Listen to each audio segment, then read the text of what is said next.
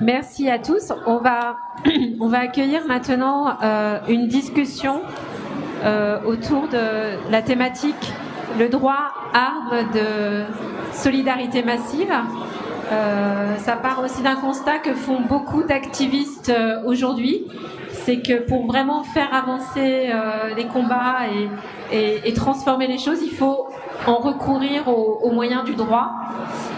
Donc c'est ce qui a conduit par exemple Cédric Héroux à fonder une association qui s'appelle Défends ta citoyenneté pour mener vraiment le combat sur le terrain juridique, le combat en faveur de la dignité de l'accueil des réfugiés.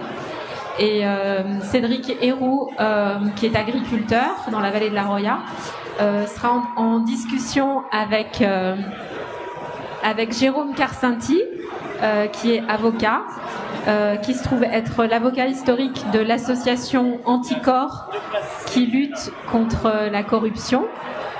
Et tous les deux discuteront aussi avec Sophie-Anne Bizio, qui a plusieurs casquettes.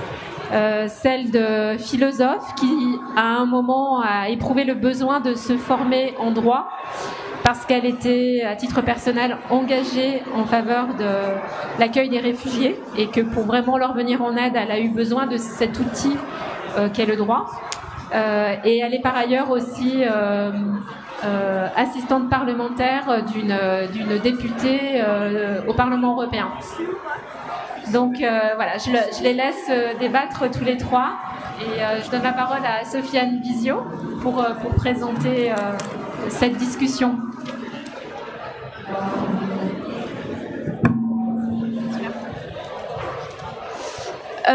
Bonsoir à toutes, bonsoir à tous. Bienvenue à l'Agora, dans cet espace de discussion où ce soir on va parler du droit comme arme de solidarité massive. J'ai le très grand plaisir d'accueillir avec moi Jérôme Karcinti et Cédric Héroux. Et je remercie le European Lab de m'avoir invité ce soir à modérer cette discussion. Et juste en 2 mots, je suis militante associative en droit des étrangers et aujourd'hui assistante parlementaire sur une perspective critique des politiques migratoires de l'Union européenne. Je vais commencer par présenter brièvement nos 2 intervenants que j'invite à m'interrompre si jamais je dis des bêtises. Cédric Héroux, vous êtes agriculteur dans la vallée de la Roya, vous vivez à proximité de la frontière franco-italienne. C'est à partir de 2015 que vous avez commencé à apporter votre aide à des migrants à la frontière, donc en les aidant à traverser, en accueillant des gens dans votre voiture, sur votre terrain. En 2016, vous avez logé des migrants dans une gare désaffectée. Comme on le sait, vous avez été arrêté et poursuivi à multiples reprises pour aide à l'entrée, la circulation et au séjour de personnes en situation irrégulière. Vous avez été condamné en appel par la Cour d'Aix qui estimait que l'aide que vous apportiez à ces migrants ne servait pas à une cause purement humanitaire, mais qu'il y avait une contrepartie militante à l'aide que vous apportiez. Avec votre avocat et un autre militant, vous avez porté cette affaire devant le Conseil constitutionnel qui, à cette occasion, a condamné partiellement le délit des solidarités et a reconnu la fraternité comme principe à valeur constitutionnelle. Vous avez créé également avec d'autres citoyens l'association DTC, Défends ta citoyenneté, qui entre autres donc accompagne des mineurs non accompagnés et des demandeurs d'asile dans leur démarche administrative. Jérôme Karcinti, vous êtes avocat pénaliste et généraliste. Vous êtes investi dans plusieurs associations de défense des droits et de lutte contre les discriminations, comme SOS Racisme, la Maison des Potes et Rome Europe. Vous travaillez sur la problématique des contrôles au faciès notamment, et vous suivez la question des tests osseux qui sont pratiqués sur les mineurs non accompagnés. Surtout, vous êtes avocat pour Anticorps, qui est une association qui lutte contre la corruption. Et Anticor est célèbre pour avoir révélé, à l'aide de lanceurs d'alerte, divers scandales de corruption et porté les coupables devant la justice. Donc vous pourrez nous en dire peut-être un peu plus à ce sujet. Si vous souhaitez rien ajouter, je vais commencer à entrer dans le vif du sujet et vous poser une question très ouverte. Vous êtes tous les deux militants dans des associations de défense des droits, donc quelle est votre position sur la question le droit comme arme de solidarité massive? Est-ce que vous pourriez développer cette problématique à partir d'un exemple en particulier?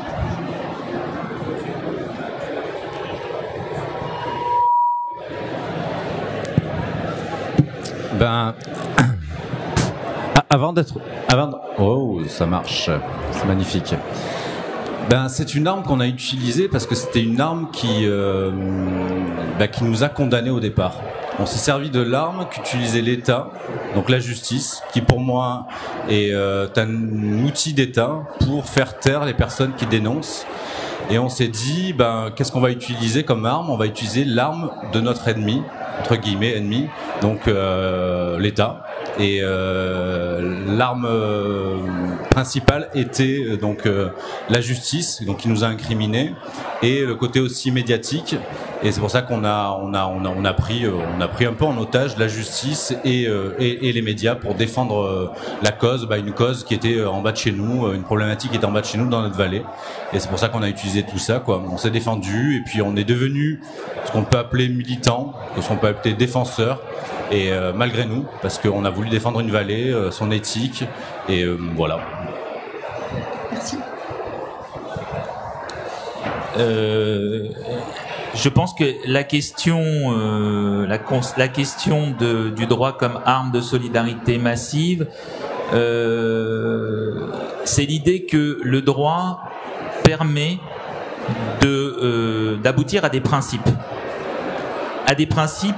Qui vont s'appliquer à tous. Et le combat que Cédric mène, le combat que d'autres mènent et que par exemple je porte avec l'association Anticor, c'est finalement par les affrontements judiciaires, la confrontation au refus, et de refus en refus, l'espérance qu'à un moment donné on va gagner, et que ce gain qui va être porté jusqu'au bout du bout, profitera à un moment donné à tous, y compris dans des cadres de défense individuelle. C'est-à-dire que la définition de l'action de solidarité peut passer par d'abord des combats individuels qui vont pouvoir s'appliquer à tous.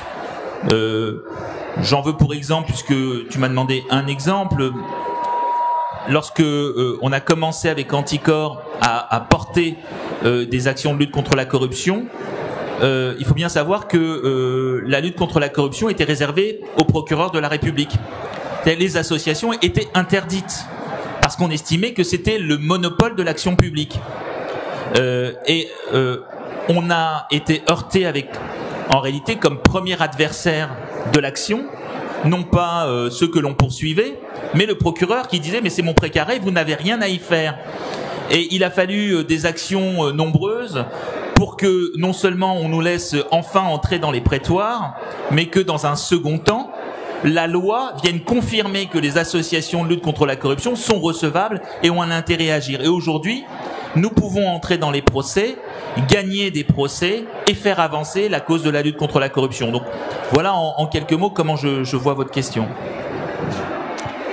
Merci beaucoup. Pour revenir à ce que tu disais, Jérôme, sur les principes qui vont s'appliquer à tous, je voudrais revenir avec toi, Cédric, sur la décision du Conseil constitutionnel qui a condamné, supprimé partiellement le délit de solidarité. Est-ce que tu es satisfait de cette décision? Est-ce qu'on pourrait pas dire que c'est par excellence l'utilisation du droit comme arme de solidarité massive, en cela que c'est une décision qui va s'appliquer à tous et qui, on espère, dans le futur, va permettre les actes de solidarité des citoyens envers les personnes migrantes de ne pas être criminalisés? Je pense qu'avant, pourquoi la grande question, c'est pourquoi la justice a voulu incriminer des personnes aidantes. C'est d'une part, c'est une posture de communication de la part de la justice, donc de la part de l'État, c'est de dire attention, si vous aidez, vous allez être condamné. C'est dissuader toutes les personnes qui voudraient aider de le faire. On le voit en Méditerranée avec l'Aquarius qui a été entravé par l'aide apportée, par le sauvetage, et c'est de dire, en fait, c'est un message donné, c'est de dire attention, si vous aidez, vous allez faire des ronds dans l'eau pendant 2 semaines, 3 semaines, 1 mois, et c'est de dissuader les aidants à aider. Et on s'est servi de moi, on s'est servi de beaucoup de gens, des gens de Briançon, et pour avoir une posture, en fait, une posture, et de dire voilà, n'aidez pas parce que sinon vous allez avoir des problèmes. Et ce qui est dangereux dans tout ça, c'est justement de dissuader le citoyen, la citoyenne à être sensible à la détresse humaine, à la détresse de l'autre, la personne qui nous entoure. Et c'est pour ça que je trouve assez beau que le Conseil constitutionnel ait décidé de mettre la fraternité dans la Constitution, on a quand même attendu 2018 pour mettre la fraternité dans la Constitution. On a dissous en fait notre devise, qui est liberté, égalité, fraternité. On a enlevé la fraternité du côté de la liberté et de l'égalité. Et pour moi, la liberté et l'égalité n'a pas de sens s'il n'y a pas la fraternité. Et la fraternité, pour moi, c'est pas l'obligation, c'est pas l'aumône, c'est pas la charité. La fraternité, pour moi, c'est d'aider une personne en inconsidérant son statut administratif, son statut social. C'est d'aider toute personne, quel que soit son statut administratif. Et nous, on nous a incriminés justement pour ça. On nous a dit, vous n'avez pas le droit d'aider les personnes qui sont en situation irrégulière. Mais qu'est-ce qu'une situation irrégulière de la personne ? La situation administrative. La situation administrative de la personne, ça c'est de voir si sa situation administrative est légale ou illégale. Ça concerne le préfet, ça concerne la police, mais ça ne concerne pas le citoyen. Et le message porté par la justice, c'est de dire, vous n'aidez pas parce qu'elles sont en situation irrégulière. Mais qu'est-ce qu'on en sait, nous, en tant que citoyens et citoyennes, quand on a des gens en bas de chez nous, savoir leur situation administrative. Et ce qui était compliqué dans ces procès qu'on appelle le délit de solidarité, ce qui est compliqué, c'est ça, c'est qu'on demande aux gens, a priori, de savoir si la personne qui a besoin d'aide est en situation régulière ou irrégulière. Et ça, c'est dramatique pour l'assistance à personne en danger, qui est une obligation, c'est pas un droit, mais c'est un devoir. La protection de l'enfant, la protection de l'enfance, du mineur isolé, et c'est pour ça que moi, je trouve que le message porté par le Conseil constitutionnel, d'avoir mis la fraternité dans la Constitution, d'obliger les représentants de la justice à considérer en fait l'aide apportée et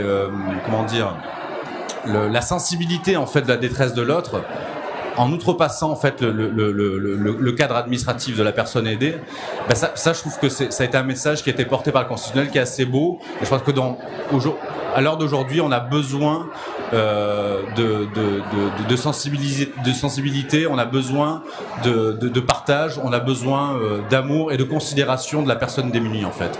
Et c'est pour ça que ce qu'a décidé le Conseil constitutionnel, je crois que c'est un grand pas pour des valeurs républicaines, qui sont aussi sur la notion en fait de notre devise de la liberté, de l'égalité, de la fraternité.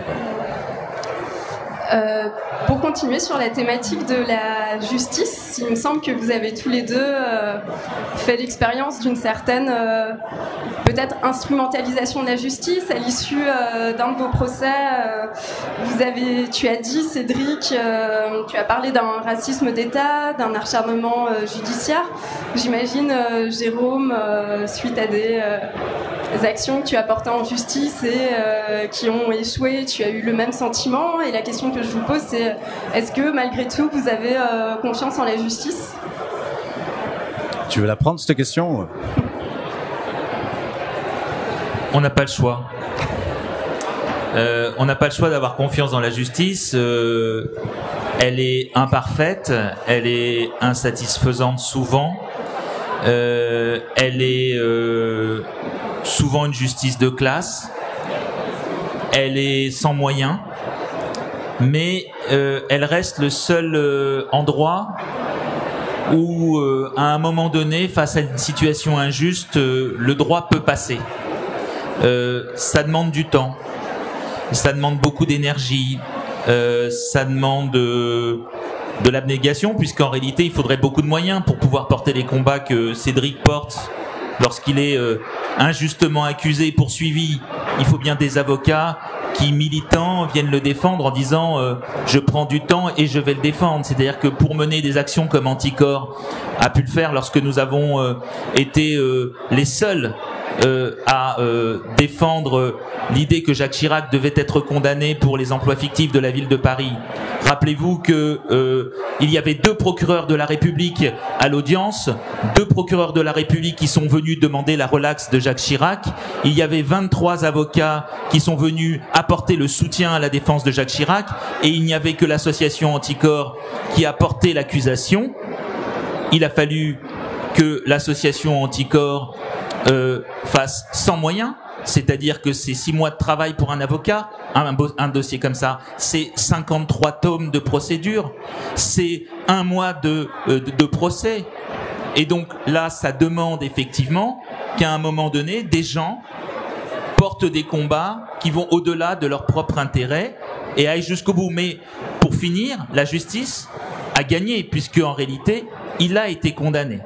Et donc, on peut effectivement, et je crois qu'on doit même se dire que la justice doit être réformée, doit être métamorphosée, qu'elle est loin d'être indépendante, mais on doit se dire qu'elle reste néanmoins un des grands garants de la démocratie en France. Elle est l'un des garants, mais aussi c'est le curseur de la démocratie. C'est qui a accès à la justice. Et moi j'ai eu de la chance, entre guillemets, d'être médiatisé, donc que des avocats sont venus à moi et à ma cause pour me défendre, et non pas défendre Cédric Herrou, mais défendre une cause. Qui peut aujourd'hui aller en cour d'appel? Qui peut aller en cour de cassation? Un avocat en cour de cassation, c'est 10 000 euros. En appel, c'est 5 000 euros. En première instance, c'est au moins 2 000 euros. Qui a l'argent pour se défendre? Et la grande question, elle est là. Est-ce que la justice est démocratique? Moi, je ne pense pas. Est-ce que la personne exilée, la personne qui est en demande d'asile, le mineur isolé, est-ce que lui a accès à la justice? Est-ce que lui, en arrivant sur le territoire français, en Europe, peut se défendre? Et la justice devrait être là. C'est pour ça que la justice, il faut la prendre. Il faut la prendre au maximum, quitte à en prendre des risques. Moi, j'ai pris les risques. J'ai pris les risques de montrer mes actions, d'être transparent face à mes actions, et d'alerter, d'interpeller la justice. Si j'ai décidé de médiatiser, c'est pas pour passer à la télé. Si j'ai décidé de médiatiser, c'est pour alerter la justice, c'est pour provoquer les policiers, de dire, regardez, oui, je prends des enfants à Vintimille, à 20 km de chez moi, des enfants qui devraient avoir la possibilité d'être protégés, et le devoir de l'État de les protéger, le devoir de l'Europe de les protéger, des gens qui pourraient, au lieu de passer clandestinement des frontières, pourraient faire une demande d'asile, parce que c'est marqué dans les textes de loi, et de défendre ces gens-là, de par notre association, c'est leur permettre l'accès à la justice.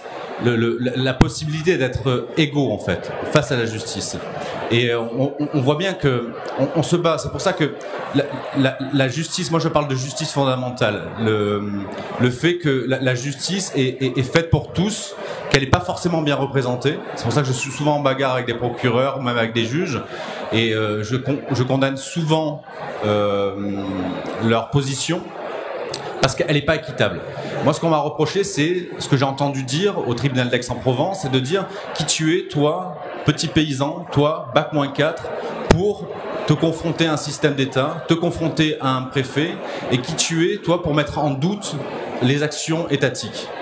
Et ce qu'on leur répond, c'est facile, c'est avec des réponses assez simples. C'est de dire, en bas de chez moi, vous avez décidé qu'en bas de chez moi, ce serait un no man's land, un endroit où l'enfant ne serait pas protégé, un endroit où le demandeur d'asile n'aurait pas accès à ses droits.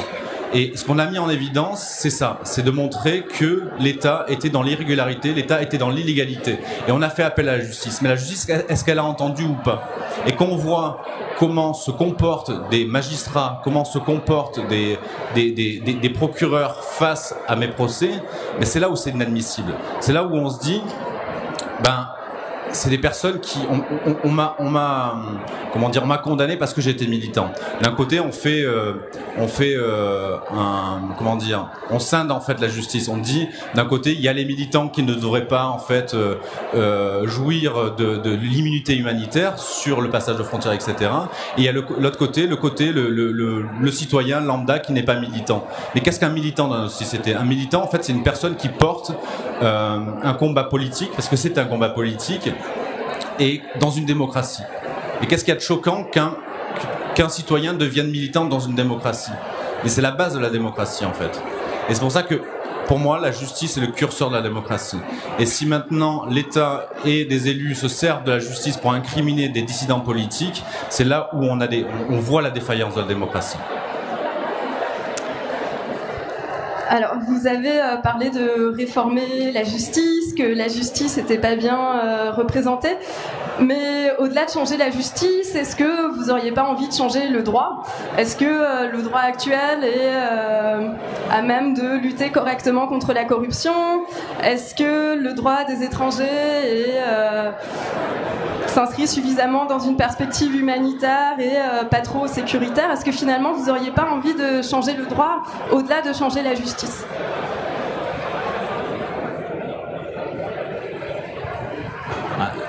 La question pour un avocat, elle se pose à moitié.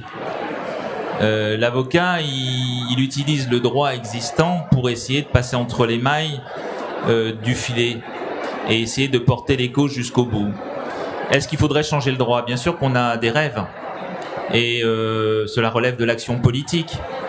Il appartient aux législateurs de faire en sorte que le droit change et hélas, vous avez raison, en tout cas sur les combats que nous portons tous les deux, on peut considérer qu'on ne va pas assez loin. S'agissant du droit des étrangers, mais c'est moins mon domaine, mais on peut d'ores et déjà tous souligner qu'on est dans une phase incroyablement régressive du droit. Que le droit, on se souvient du moment peut-être où on manifestait contre les lois Pasqua. Les lois aujourd'hui, s'agissant des étrangers et notamment des mineurs, sont absolument coercitives, régressives. Et manifestement, lorsqu'on voit notamment le droit à l'aide juridictionnelle qui vient d'être encore diminué s'agissant de l'indemnisation des avocats qui font de la défense des étrangers, on voit bien à quel point on considère aujourd'hui, la loi considère aujourd'hui l'étranger comme quelqu'un qui ne peut pas bénéficier des mêmes droits et des mêmes droits de la défense. On peut dire, s'agissant de la corruption, qu'on a fait des progrès. Là, en revanche, il y a eu des lois de transparence, sur les coups de boutoir de la justice, il y a eu des lois de démocratisation, il y a eu des lois qui vont effectivement dans le sens de la lutte contre la corruption, mais on est loin d'être au bout du tunnel. La question du conflit d'intérêts entre la fonction publique et le passage dans le privé, ce qu'on appelle le pantouflage, est un problème endémique. La question de l'intérêt général aujourd'hui est un problème central. La question des lobbies qui ne sont absolument pas contrôlés en France est un véritable sujet sur lequel les politiques ne veulent absolument pas trancher. Il y a aujourd'hui porte ouverte des entreprises privées, des groupes financiers, des influenceurs s'agissant des lobbies sur l'environnement ou sur la santé qui vont dans le sens où effectivement les lois sont plutôt des lois qui vont faire en sorte d'écarter la protection dévolue aux citoyens. Récemment, une directive transposée en droit français s'agissant de la protection du secret des affaires vient nous dire qu'on va élargir le champ du secret et que la question notamment des problématiques environnementales, santé publique, sur lesquelles les journalistes éventuellement voudraient s'interroger, eh bien sera couverte par le secret des affaires. Et donc on voit bien que d'un côté on semble faire des lois qui vont rassurer l'opinion publique sur l'existence de progrès démocratiques et qu'en même temps, de l'autre côté, l'influence des lobbies et des réseaux d'intérêt privés font en sorte que le secret des affaires s'élargisse de telle sorte que la lutte contre la corruption devient souvent protégée par la loi elle-même. Donc, on peut rêver d'autres lois et je crois qu'il faut qu'en tout cas l'action politique se substitue au combat des avocats et des militants pour faire progresser autrement la loi, bien sûr. Mais là où c'est troublant, je trouve, c'est quand l'État ne respecte pas la loi. On a un préfet, le préfet des Alpes-Maritimes, Monsieur Leclerc, qui ne respecte pas la loi. C'est un préfet qui a été condamné plus de 300 fois pour entrave à la demande d'asile, pour la mise en danger de mineurs isolés qui ont été reconduits en Italie illégalement, où on a un préfet qui lui est payé. Donc c'est pas un politicien, c'est un monsieur qui a un métier. C'est un métier et il a des directives gouvernementales, il a des directives de la part du ministère de l'Intérieur qui lui dit vous allez cibler votre action sur la lutte contre l'immigration illégale, etc. Mais lui, le devoir qu'il a, c'est d'appliquer des directives ministérielles en respectant la loi. Et la grosse problématique, c'est qu'on a des préfets qui font de la politique en ne respectant pas la loi. C'est qu'il y a de la lutte contre la migration, l'immigration. Et c'est qu'il y a des gens qui sont prêts à tout pour lutter contre l'immigration, en ne respectant pas la loi. Et ce qui n'est pas normal, c'est comment on fait pour condamner des actions étatiques parce qu'elles ne respectent pas la loi. Quand on voit un préfet qui dit, notre préfet se défend de dire non mais c'est pas moi qui ai été condamné personnellement, ce sont mes actions parce que c'est vrai là bon j'ai un peu merdé. Ok, j'ai reconduit quelques mineurs isolés en Italie, j'ai un peu merdé. Mais comment ça se fait que quand un paysan prend un mineur isolé à Vintimille, lui fait passer la frontière, il se retrouve en procès, en garde à vue, et de notre côté on a un préfet qui fait du passage de frontière, donc du côté entre France et Italie, avec des personnes qui n'ont pas envie d'aller contre leur gré. Donc il y a une rétention abusive, il y a des gens qui sont forcés à passer une frontière, et là c'est du passage de frontière avec des personnes qui n'ont pas envie de passer cette frontière-là. Et il y a un moment, c'est où on est, quoi. Dans quelle société vit-on? Où il y a un préfet qui est payé grassement et qui fait des actions illégales. Et la justice, qu'est-ce qu'elle fait? Et ce qui est grave, c'est ça. C'est qu'à un moment, quand le préfet porte plainte contre moi parce qu'il y a un tweet qui était un peu diffamatoire, insultant. Donc là, le procureur de la République met un procès en route. Et quand plus de 300 personnes dans la vallée de la Roya font une main courante auprès du procureur de la République en disant le préfet des Alpes-Maritimes met en danger des mineurs isolés, là le procureur de la République dit non, il porte pas du tout de procès. Et à un moment, la problématique est là. À qui jouit la justice? Qui instrumente la justice? À qui appartient la justice? Qu'est-ce que la justice? Est-ce que la justice est une arme d'État? Est-ce que la justice, justement, est là pour faire que la démocratie puisse pouvoir vivre, jouir et défendre, en fait, le plus faible contre le plus fort à tort. Et là, la justice, on est loin de tout ça. Donc, je pense qu'avant de faire des lois, il faudrait que l'État respecte la loi. Merci beaucoup. J'ai une question sur une des limites qu'on pourrait identifier au droit. Donc moi j'ai été militante à l'ANAFE, qui est une association de défense des droits des personnes qui sont maintenues à la frontière, à qui on a opposé un refus d'entrée et qu'on prive de liberté à la frontière. Et je trouvais qu'il y avait quelque chose de frustrant quand on essayait d'obtenir la libération de ces personnes devant le juge et qu'on travaillait avec les avocats. On savait que la plupart du temps, ce qui marchait, c'était les vices de procédure. Donc voilà, on n'a pas notifié à temps les droits de la personne n'a pas eu accès à un interprète. Et je trouvais ça très frustrant dans le sens où on se focalisait sur des petits détails futiles, alors que derrière c'était des problèmes fondamentaux. Pourquoi est-ce qu'on renvoie une femme enceinte? Pourquoi est-ce qu'on enferme des enfants? Pourquoi est-ce qu'on refoule quelqu'un dans un pays où il risque des persécutions? Et j'ai vraiment été confrontée à ce côté froid du droit, très technique et déshumanisant, et je me demandais si vous aviez fait la même expérience, peut-être plutôt toi, Jérôme, je sais pas si Cédric, c'est une expérience que tu as faite aussi. Oui, mais j'ai une lecture qui est une lecture très différente, mais parce que je suis un juriste. Et que, contrairement à ce que tu dis, les problématiques de procédure sont pas des détails futiles. Ce sont les garanties fondamentales. C'est parce que nous avons des procédures rigoureuses que nous sommes dans un état de droit. Et la violation d'une règle de procédure emporte la violation de l'état de droit.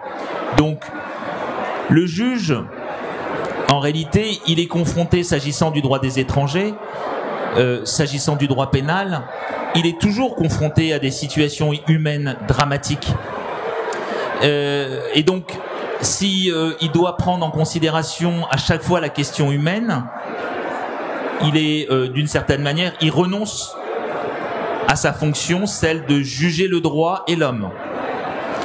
Et donc, mais je pense qu'on aura une autre vision, et je l'espère, mais la question pour le magistrat, elle est, est-ce que, et quand le juge annule pour un vice de procédure, moi j'ai tendance à dire merci, parce qu'en réalité on a affaire à un juge qui souvent, je suis pas ordinairement l'avocat des magistrats, mais lorsque un magistrat annule une procédure, c'est que souvent il se sert de ce droit-là qui lui est offert pour en réalité trancher une question humaine profonde, mais que le droit ne lui permet pas de résoudre par la décision qu'il va rendre. Donc c'est pas un détail futile, c'est comment utiliser l'outil du droit pour justement permettre de sauver des vies. Ou voilà. Hélas, c'est plutôt ça que je dirais. C'est que nombreuses sont les décisions où on ne tire pas les conséquences des vices de procédure.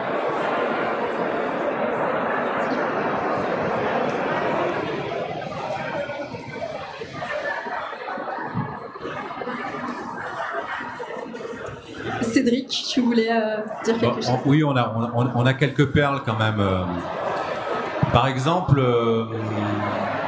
pour avoir fait condamner les actions du préfet au tribunal administratif pour le renvoi des mineurs isolés, le préfet est venu lui-même au tribunal administratif se défendre. Et nous, on dénonçait le fait que les mineurs isolés étaient reconduits en Italie. Mais en fait, sa défense a été de dire oui, mais vous savez, sur le refus d'entrée, en fait, le refus d'entrée, c'est le papier qu'on leur donne. Et il y a une petite case en bas marquée « Oui, je veux retourner le plus rapidement en Italie et renoncer à mes droits ». Et bien sûr, cette case, elle est précochée. Voilà. Et le préfet disait « Oui, mais les mineurs ont coché cette case-là et ont voulu retourner le plus rapidement en Italie ». Comment se fait-il que des personnes qui veulent passer la frontière, qui veulent vivre en France, en Europe ou ailleurs, cochent cette croix de dire « Oui, je veux retourner le plus rapidement en Italie ». Et on avait cette grosse problématique. On a trouvé une faille juridique, c'est sur le fait qu'un mineur isolé ne peut pas lui-même décider, parce qu'il lui faut un administrateur ad hoc. Il lui faut un représentant légal qui décide pour lui, parce que c'est un mineur. Et on a retrouvé cette faille justement sur ce fait de case cochée où ce gamin ne pouvait pas décider par lui-même de cocher cette case. Donc on a réussi en fait à ce que d'obliger la PAF, la police des aires des frontières, à demander au procureur de la République un administrateur ad hoc pour savoir s'il voulait faire une demande d'asile en France ou pas. Et voilà, on était sur cette case cochée. Un préfet se défend de dire oui, je ramène tous les gamins que je trouve dans les Alpes-Maritimes en Italie, il n'y a pas de problème, ils ont coché cette case. Pour cette case qui est déjà pré-cochée, pour vous dire, c'est du format PDF, c'est inchangeable, la quoi est coché déjà sur le formulaire.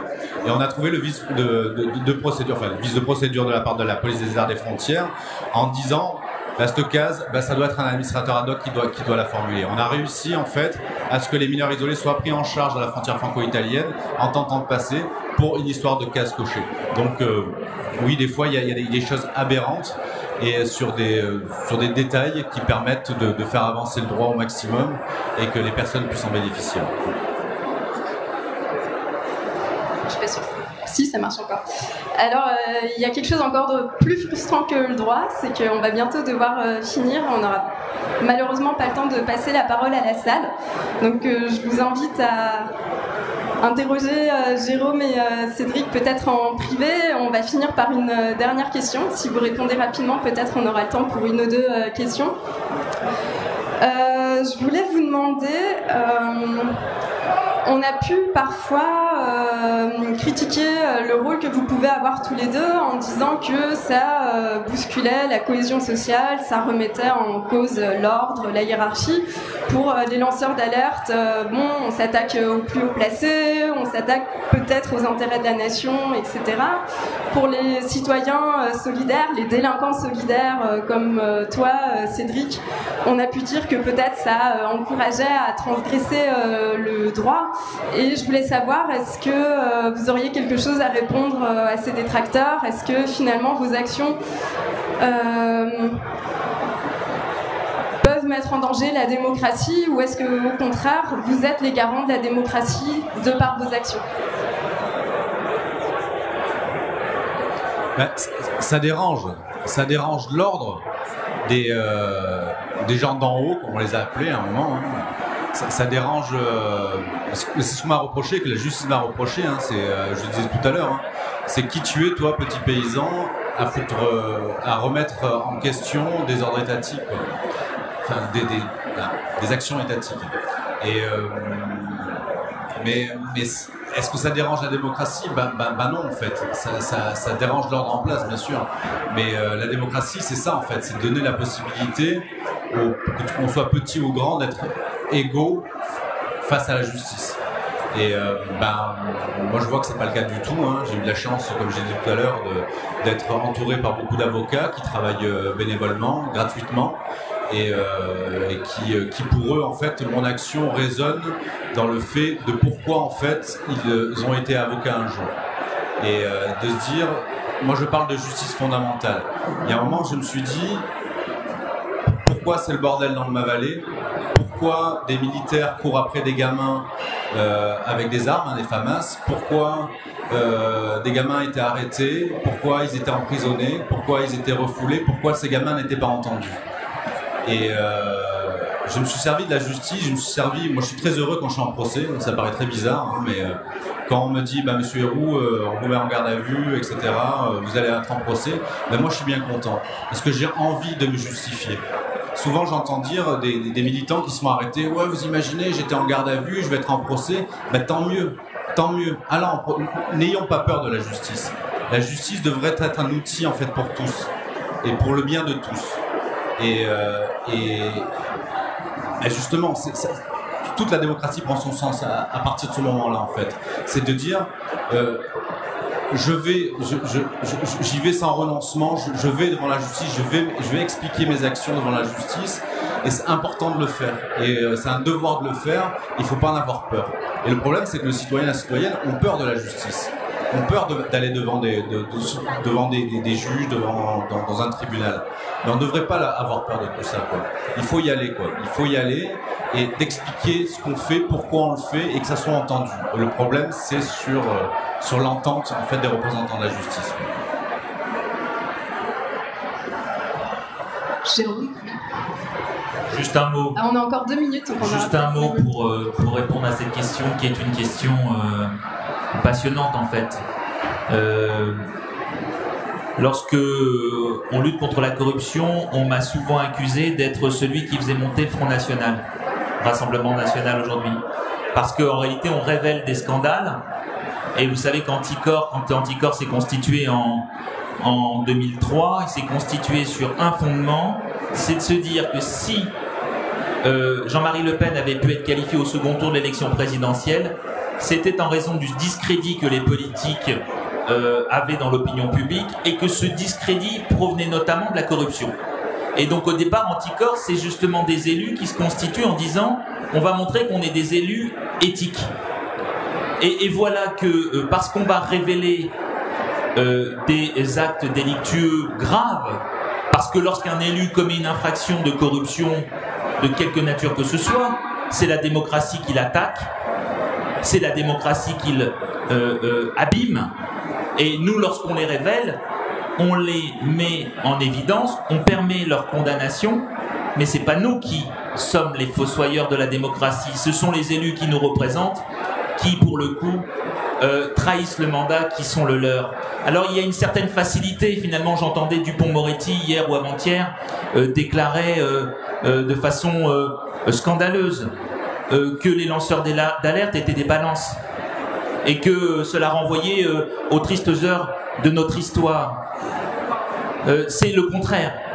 Les lanceurs d'alerte sont ceux qui dénoncent aujourd'hui les actes commis par les puissants, et c'est parce que les lanceurs d'alerte sont aujourd'hui un peu mieux protégés qu'hier, parce que les associations de lutte contre la corruption peuvent dénoncer ce que les élus trahissaient hier sans vergogne et en silence.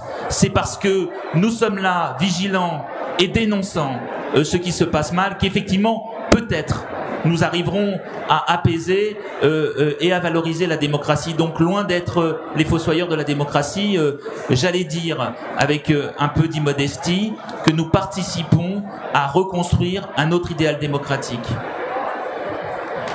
Merci beaucoup.